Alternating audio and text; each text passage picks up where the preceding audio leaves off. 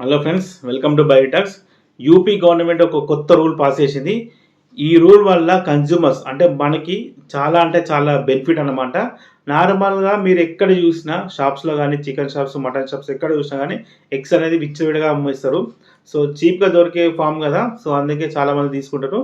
Stock అనేది అదే విధంగా ఉంచుతారనమాట. ఆ స్టాక్ అనేది 1 మంత్ కానీ, 2 మంత్ కానీ, 3 మంత్ కానీ ఎప్పుడైనా కానీ మనకు తెలియదు కదా. సో నార్మల్గా మీరు ఏ ప్రోడక్ట్ తీసుకున్నా కూడా కొంచెం మనకి ఎక్స్పైరీ డేట్ అనేది ఉంటుంది. సో దాన్ని చూసి మనం ఆ వితిన్ ఏదైతే లిమిట్ ఉంటుందో ఆ లిమిట్కి మనం కన్జ్యూమ్ చేస్తాం. సో ఎగ్కే ఎక్స్పైరీ డేట్ లేదా అనేది యూపీ గవర్నమెంట్కి ఒక ఐడియా వచ్చేసి ఈ రూల్ పాస్ చేసింది. ఎగ్ అనేది వితౌట్ ఎక్స్పైరీ డేట్ అంటే దాని మీద ముద్రించాలన్నమాట ఎక్స్పైరీ డేటు. సో ఆ ఎక్స్పైరీ డేట్ ఉంటేనే అమ్మాలి, ఎక్స్పైరీ డేట్ లేకపోతే బ్యాన్ చేయాలి, ఎగ్స్ అనేది బ్యాన్ చేయాలి.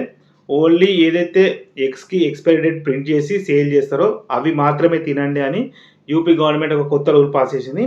సో ఈ రూల్ వల్ల మనకి కన్జ్యూమర్స్ అంటే మనం కన్జ్యూమ్ చేస్తాం కదా, సో మన డిఫరెంట్ ఫార్మ్స్లో కన్జ్యూమ్ చేస్తాం. అది ఎగ్ కానీ, బాయిల్డ్ ఎగ్ కానీ, ఆమ్లెట్ కానీ, కర్రీ రూపంలో కానీ ఏదైనా కానీ కన్జ్యూమ్ చేస్తాం.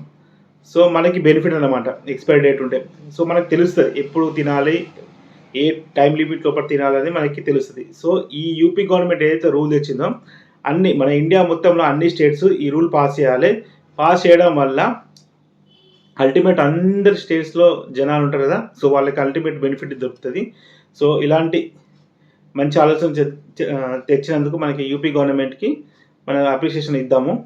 సో అలాగే మిగతా స్టేట్స్ కూడా ఇది అలవాటు చేసుకోవాలి, ఈ రూల్ పాస్ చేయాలనేది మనస్ఫూర్తిగా కోరుకుంటున్నాను. ఇలాంటి మరిన్ని వీడియోస్ కోసం మన ఛానల్ని సబ్స్క్రైబ్ చేసుకోండి, అలాగే లైక్ చేయండి. Thank you for watching.